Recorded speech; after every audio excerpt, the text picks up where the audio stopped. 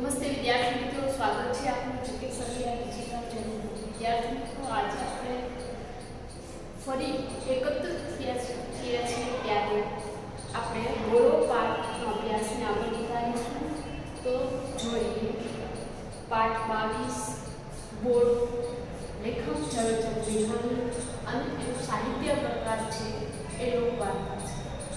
વિદ્યાર્થી મિત્રો, આપણે આ અગાઉના વિડીયોમાં પહેલાના વિડીયોમાં જોયું ઘોડે સવાર એ આવી અને પેલા ઘોડિયામાં પાણી પી અને થોડો સમય વિરામે અંતે કપડીને ભૂખ લાગે, સોંડાની મીઠી મીઠી ગાળો અને માથાથી એનાથી વધારે મીઠો ગોળો ખાઈને જાય અને પછી સોંડાનું નામ સરનામું પૂછે. સોંડું ત્યાં પણ કહી દે કે તમારા રાજના એ અમને વેટ કરવા માટે તો મોકલી જતા ને, આ નામ એટલા માટે તો નથી પૂછ્યું. અને આમ આપણે આગળના વિડીયોમાં અહીં સુધી અભ્યાસ કર્યો છે, એ જ અભ્યાસને આપણે આગળ વધારીએ કે પછી બીજા દિવસે હજી મોસૂંજું એટલે કે એ આછું અજવાળું હોય, પ્રકાશ હોય એવું એ સમય થતો હતો. ત્યારે એ મોસૂંજુનામાં એ શું થાય છે તો કે એ બોળો અને રોટલો શીરાવી અને હવે સોંડો છે એ જ્યારે એ વાડીએ જવા માટે તૈયાર થાય છે, ખેતરે જવા માટે તૈયાર થાય છે, ત્યારે સોંડો માથા ઉપર પોશ મૂકી અને વરત અને વરતડી. તો વિદ્યાર્થી મિત્રો, અહીંયા શબ્દ છે વરત અને વરતડી. તો વરત અને વરતડી એટલે એ પોષ ખેંચવા માટેનું પાણી, એ જે સાધન છે એને કે દોરી અને જે કાંઈ છે એ માથે મૂકીને એ પૈડ અને ઢાંઢા એટલે કે બળદ લઈને સોંડો છે એ જ્યારે વાડીએ જવા માટે નીકળે છે ત્યારે બરાબર એ જ ટાણે, કયા ટાણે તો કે મોસૂંજું થાય છે, વહેલી સવાર થાય છે, જોઈ શકાય એવી સવાર થાય છે, ત્યારે બરાબર એ જ ટાણે બે હથિયારધારી ઘોડે સવાર છે એ સોંડાના ઘેરે આવે છે. ને સોંડો તો આ બધું જ લઈને વાડીએ જતો હોય ત્યારે એ સોંડાના આંગણે આવીને પેલા બે ઘોડે સવાર આવીને ઊભા રહે છે અને પૂછે છે કે ભાઈ હાલો, સોંડો માળિયામાં કોનું નામ છે? અને સોંડો બોલે છે કે ભાઈ બોલો, હું સોંડો માળી છું કઈ. અને ધડકે હૈયે સોંડો છે એ ત્યાં થોભી જાય. ધડકે હૈયે એટલે હૃદય છે, એ હૈયું એટલે હૃદય. તો હૃદય કાંપવા માંડે છે. હૈયું એને કે હૃદય એનું કાપવા માંડે. શું કામ કાપવા માંડે? કે સોંડાને ખબર પડી કે પેલા અસવારને જે ગાળો દીધી હતી ને, એ ગાળોનું જ આ પરિણામ છે. એટલે કે રાજાએ નોકર મોકલ્યા છે, એ અસવારે રાજાને જઈને કીધું હશે, રાજાએ નોકર મોકલ્યા ને ભાઈ આપણું તો હવે આવી ગયું. એટલે સોંડાનું હૃદય ધબકવા મળે છે. ને પેલા અસવાર આવીને એમ કહે છે કે તમને ભાવનગર બોલાવ્યા છે. અને કોણે બોલાવ્યા છે બાપ? આવું સોંડો પૂછે છે ત્યારે પેલા આવનાર અસવાર ઘોડે સવાર છે, ઘોડે સવાર એમ કહે છે કે તમને ખુદ રાજા વજેસંગજીએ, ઠાકોર વજેસંગજીએ તમને બોલાવ્યા છે. વજેસંગ છે એ ભાવનગરના રાજા છે. આ સાંભળી અને સોંડાના અંતરમાં ફાળ પડે છે. અંતર એટલે હૃદય. સોંડાના હૃદયમાં આત્મામાં ફાળ પડે અને સોંડાને યાદ આવે છે કે ગઈકાલની જે વાત સાંભળી છે ને, એ વાત એ સાંભળી એના ઉપરથી મને લાગ્યું છે અને જે મેં ગાળો દીધી ને, અને એ ઓલા ઘોડે સવારે જઈને રાજા ઠાકોર વજેસંગજીને કીધું હશે. અને હવે નક્કી રાજા આપણને શું કરશે તો કે કેદમાં નાખશે. કેદ એટલે જેલ. રાજા આપણને જેલમાં પૂરી દેશે. હવે એ આપણું પાકું ગઈકાલની ગાળો જે આપી ને, ગઈકાલની ગાળોનું જ આ પરિણામ છે. ને આમ બોલા સાંભળી અને ઘરમાંથી સોંડાની ઘરવાળી છે એ બહાર આવે છે. છોકરા પણ બહાર નીકળી જાય અને એમને કાંઈ સમજ ન પડી, કારણ કે બિચારા એમના પત્નીની ઘરવાળી તો આનાથી સાવ અજાણ છે, એટલે એમને ખબર ન પડી. અને સોંડાએ ઘરવાળીને કીધું કે હવે આપણે તો રામ રામ સમજો, હવે આપણે આ છેલ્લી વેળાનું મળી લઉં છું, કારણ કે હવે ઠાકોર વજેસંગજી એ જેલ સિવાય આપણને કેદમાં નાખ્યા સિવાય કોઈ ઉપાય નથી. નાખી દેશે. બળદ અને એમનો જે કોષ છે એક બાજુ મેલી દઈને એને મૂકીને અસવારની સાથે હવે સોંડો માણી છે એ ભાવનગર અસવારની સાથે જાય છે. ભાવનગર પહોંચે છે અને માર્ગે જાતા જાતા મનથી નક્કી કરી લીધું કે ભલે હવે હાથમાં કડિયું જડે એટલે કે હાથમાં ભલે બેડી નાખે કેદ કરે, પણ આજે તો શું કરવું છે? તો કે આજે તો મોઢામાં વેળા થયા છે ઠાકોર વજેસંગજીને, એટલે મોઢા ઠાકોરને બધું જ કહી દેવું, સંભાળવું ને હવે પછી લૂંટાણા તો એમાં એ ભોષ શેનો રાખવો હોય એટલે ભય. હવે લૂંટાઈ ગયા પછી કંઈ ભય ન રખાય. જે કંઈ છે એ ઠાકોર વજેસંગજી સામે મળે અને મોટા મોટીને મળવાનું થાય તો મારા મનમાં આજે અંદરમાં જે કંઈ ઊંડે ત્યાં ઠાકોર વજેસંગજીને કહેવાનું પડ્યું છે તો એ બધું ઠાકોર વજેસંગજીને સંભાળી ને આમ વિચારી અને સોંડો મારે છે એ પેલા બંને ઘોડેસવારની સાથે ભાવનગર પહોંચે છે અને ભાવનગર એ પહોંચે છે ને અને આમ સોંડો હવે રાજમહેલની મેડી ઉપર કટ રાજા ચડવા માંડે ને ઉપર ચડીને ઓરડામાં જ્યારે નજર કરીને તો સોંડો તો સ્તબ્ધ થઈ ગયો. સ્તબ્ધ થવું એટલે દબાઈ પામવું. સ્તબ્ધ એટલે આશ્ચર્યચકિત.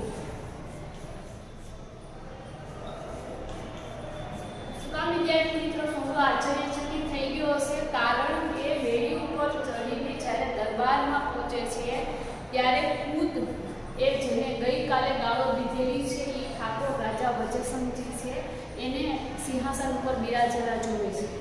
એટલા માટે સોંડો સ્તબ્ધ થઈ ગયો અને સોંડો છે એ તો ઠાકોર વજેસંગજીને જોતાની સાથે જ ભયભીત થઈ ગયો. ભયભીત થવું એટલે ડરી જવું.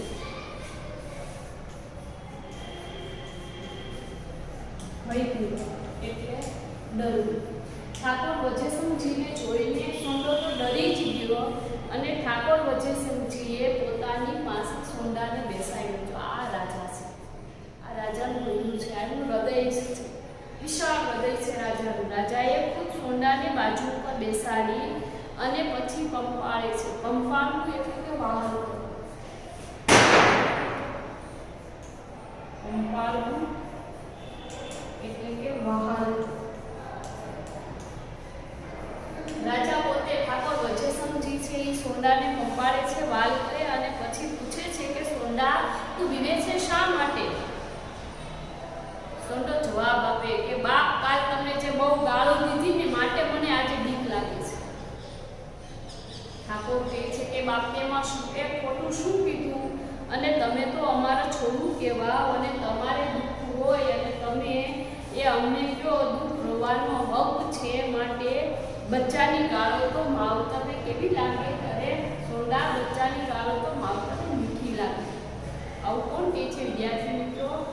તો હા, ઠાકોર વજેસંગજી પોતે સોંડાને પોતાની બાજુમાં બેસાડી અને કહે છે. સોંડો હવે શાંત પડે છે. સોંડાનું હૃદય ધબકતું એ હવે શાંત પડે અને પછી હજી ઠાકોર વજેસંગજી છે એ કચેરીમાં કચેરી ભરીને બેઠા છે. અમીરો અને અમલદારો આગલા દિવસની વાત છે ને એ ઠાકોર વજેસંગજી દરબારમાં સંભળાવે છે કે ગઈકાલે શું બન્યું.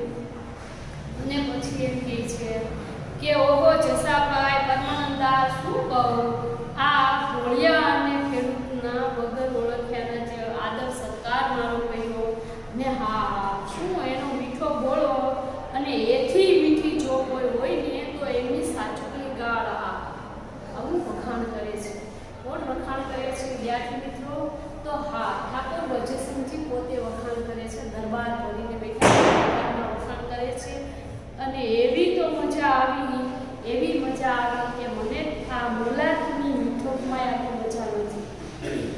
મોલાટની મીઠાઈમાં પણ એટલે કે આ ચાહો જલાલી રાજની જે એ સમૃદ્ધિ છે એ રાજની સમૃદ્ધિમાં પણ મને આ મીઠાશ નથી મળી. આવું બોલતાની સાથે તો રાજા ઠાકોર વજેસંગની છાતી છે ને એ ફૂલવા લાગી. છાતી ગજ ફૂલી એટલે અતિ આનંદ થવો, ઉત્સાહિત થવો.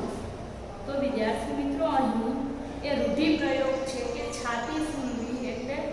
આનંદ થયો ને આમ ઠાકોરે પછી એ સોંડા માળીને પૂછે છે ઠાકોર વજેશંકજી કે સોંડા તારે કેટલી જમીન છે? તો સોંડો જવાબ આપે છે કે બાપુ 100 વીઘા જમીન અને 1 કોષની વાડી છે. તો 100 વીઘા જમીન અને 1 કોષની વાડી છે એમ જ્યારે સોંડો જવાબ આપે છે ત્યારે બાપુએ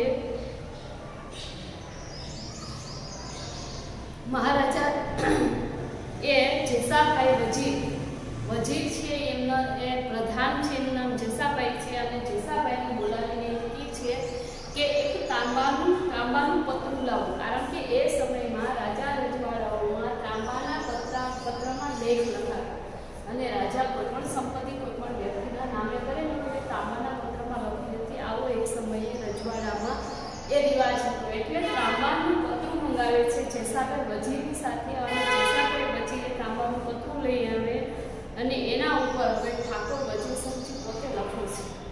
શું લખાયું ઠાકોર વજેશંકજીએ વજીરની પાસે? તો કે વજીરને કીધું કે સોંડાને 12 સાતીની જમીન અને 6 વાડીનો કોષ આપવામાં આવે છે.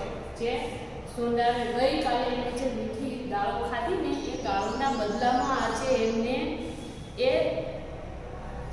એ સોંડાને આટલી ભેટ આપવામાં આવે છે. કઈ ભેટ છે? તો કે 12 સાતીની જમીન. સાતી એટલે સાથી, પેલા 2 બળદનું 1 સાથી, એટલે 12 સાતીની જમીન આપે છે.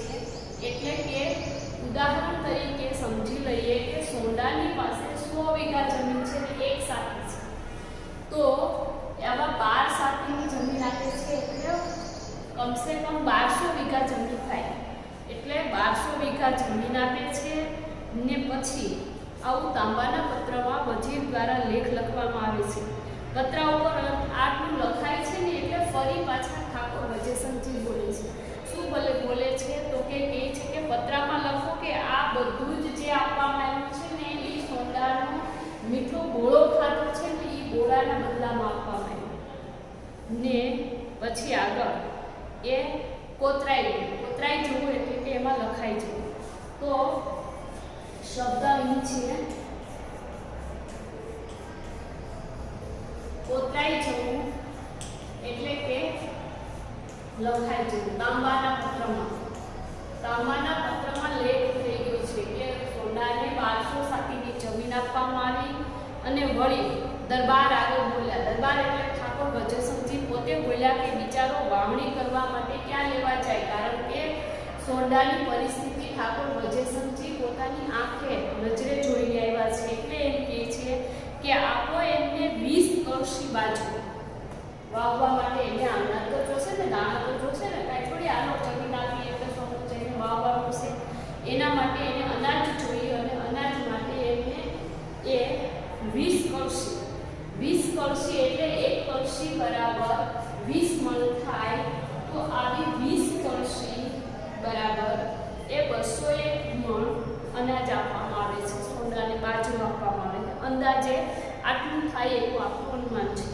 આપવામાં આવે છે અને ત્યાર પછી એ બાજુ આપ્યા પછી હજી પણ ઠાકોર દરબાર આગળ એમ કહે છે કે બિચારાના છોકરાઓ છાસ પીવા માટે ક્યાં જશે? તો શું કરવાનું છે? તો કે આપો 4 ભેંસ પણ લખાઈ જાય અને ત્યાર પછી એ માથે ઠાકોર વજેશંકજી આગળ લખાવે છે કે 1000 રૂપિયા માથે આપે. શું કામ? તો કે એ જવા માટે અહીંથી જશે એટલે એને ઘરે વાપરવા તો જોઈએ ને, એટલે 1000 રૂપિયા રોકડા આપે છે અને ત્યાર પછી એ માથે એ મદ્રાસી શેલું બંધાવી અને સોંડાને લોકો કુંભલી ગામ મૂકી જાય છે. મદ્રાસી શેલું એટલે કે માથે બાંધવાનો મદ્રાસનો જે ફેટો છે એને મદ્રાસી શેલું કહેવામાં આવે.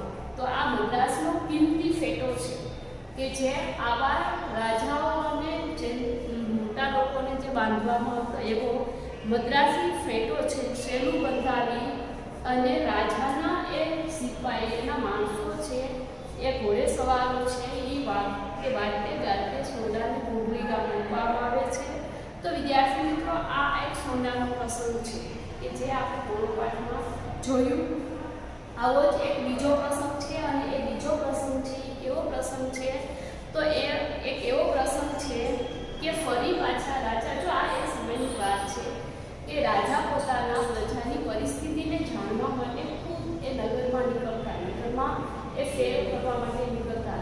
એ રાત્રિ સમયે ઘણીવાર રાત્રિ સમયે પણ નગર ફેર થતો, ઘણીવાર દિવસે પણ વેશ બદલીને એ ફરવા માટે નીકળતા. ત્યારે એક દિવસ એવું બને છે કે વજેસંગ જે છે એ શિકાર નીકળેલા અને એમનો પહેરવેશ પણ કેવો છે તો કે ઓળખાય નહીં એવો એમનો શિકારી લેબાસ છે. શિકારી એટલે શિકાર કરવા માટે નીકળ્યા હોય એવો પહેરવેશ. શિકારી લિબાસ એટલે શિકારીનો પહેરવેશ. આવો શિકારીના પહેરવેશમાં એક દિવસ રાજા વજેસંગજી શિકાર કરવા માટે નીકળે છે. ત્યારે સમઢિયાળા નામનું એક ગામ છે. ગામના ખેતરમાં મોલ ઊભો છે, ખેતરમાં પાક ઊભો છે અને ઊભા મોલામાં પોતને રાજાને વિચાર કર્યો કે અહીંથી નીકળો તો ટૂંકો રસ્તો થશે એમ વિચારી અને રાજા નીકળે છે ને અને એમને ઘોડો પેલા ઊભા મોલામાં નાખ્યો અને એ ખેતરના કણબીના એક માજી છે, ડોશીમાં છે, એ ઉભેલા. કણબી એટલે એક નાતી, એના માજી ઉભેલા હતા અને પોતાના ઊભા મોલને આવી રીતે ચકદાતો જોઈને, ચકદાતો એટલે કચડાતો, પેલા ઘોડાથી કચડાતો મોલ જોઈ અને પેલા માજીએ ડોશીએ ઘોડે સવારને મોટી મોટી 2-4 ગાળો એ લગાવી આપી દીધી. ગાળો ચોટાડી દીધી, ગાળો દીધી અને પાછું કીધું કે મારા રોયા ખાતો નથી, ભાગ એટલે જોતો. ભાગતો એટલે જોતો, કારણ કે ઊભા મુલાકાતમાં એ પેલા ઘોડો નાખ્યો છે, પેલો ઘોડો વજેસંગજીએ એટલે ડોશીમાં એ ગાળો દીધી કે મારા રોયા ભાગતો નથી. પીટ્યા પીટા એ શબ્દ ગાળના સ્વરૂપમાં છે ને ઊભા ખેતરમાં ઘોડો હાંકસ લાજતો નથી. લાજવું એટલે કે શરમાવું,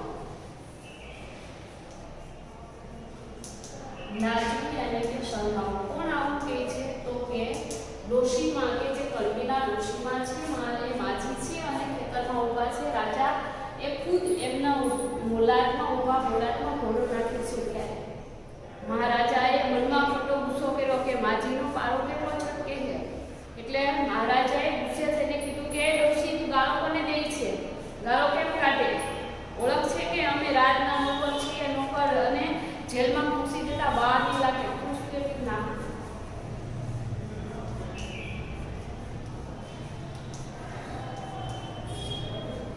અને ડોશી માજી કેવી નિર્ભયતાથી જવાબ આપે છે. ત્યારથી મિત્રો બરાબર સાંભળજો કે હવે જા જા રોયા, તારા જેવા તો આ સાપડાઓ છે ને, સાપડા એટલે સિપાહી,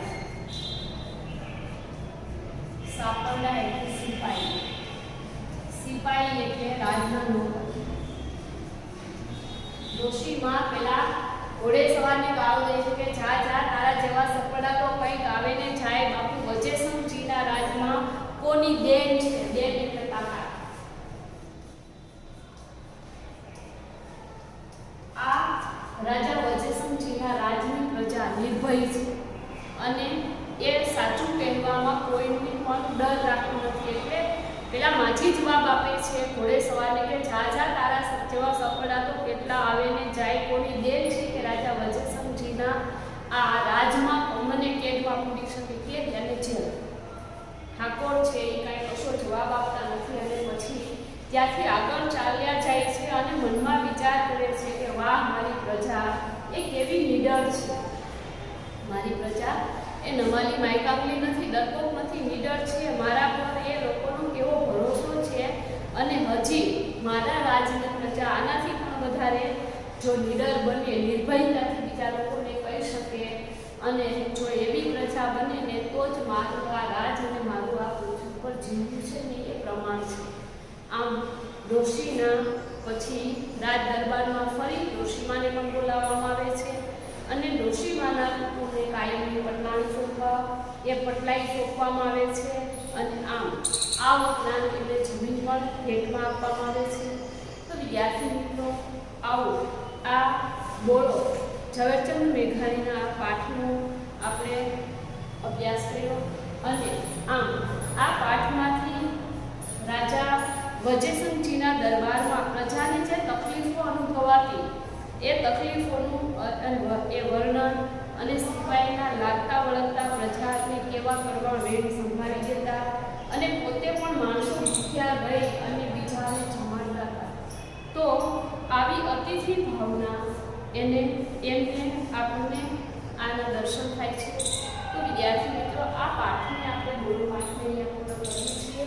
ને હા, હું આશા રાખું છું કે તમને મારો આ વિડીયો ગમશે અને વિદ્યાર્થી મિત્રો આપણા આ વિડીયોને લાઈક શેર અને સબસ્ક્રાઇબ કરવાનું ભૂલતા નહીં.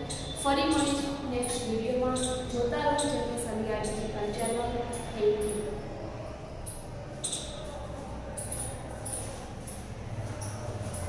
યુ.